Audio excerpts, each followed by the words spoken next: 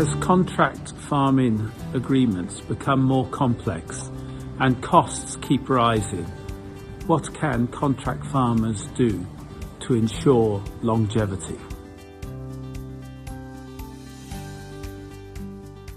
Contract farming agreements, they're under significant pressure, and they've been under pressure for a number of years now. So off the back of the invasion of Ukraine, we've had sort of 3 years where we've seen a sort of fall in commodity values, and then we've had low yields, which has compounded issues. But during that period, there's obviously been rising labour and machinery costs and things that have gone alongside that, which is hence why contractors' charges have gone up.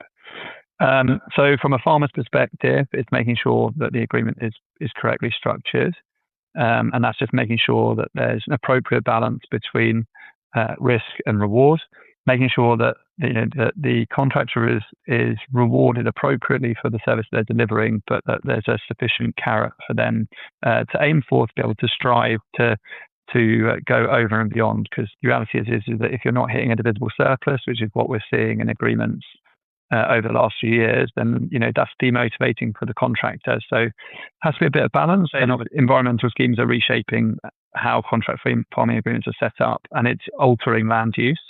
And ultimately, when commodity values are low and you've got issues with unpredictable weather and poor yield, what you're tending to find is people are trying to elect for options which are low risk.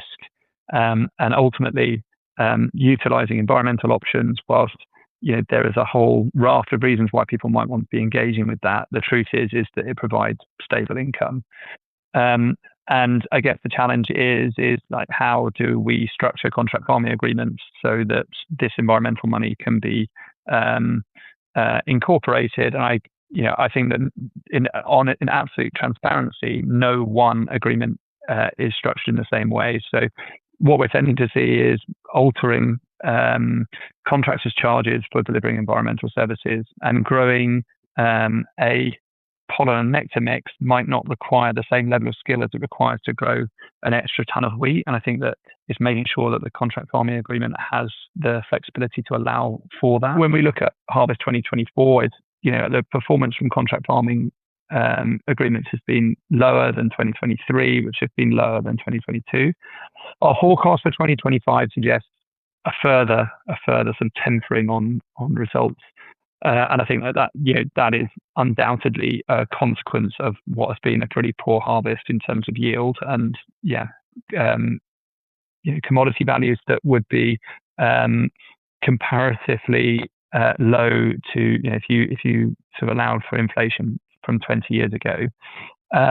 But when you look at our budgets for 2026, we're showing that we're expecting things to pick up. I think the biggest thing on the horizon from our perspective is making sure that we market grain well for Harvest 2026, because the reality is that 2025 has been pretty disappointing, and that forward selling has been really, really important in terms of helping businesses that we're involved with reach budget. And the next step on risk management from our perspective is probably just making sure that we get grain sold at the right time in the next 12 months, because if we don't do something now, it might slip between our fingers and we'll be in the same position as we are currently.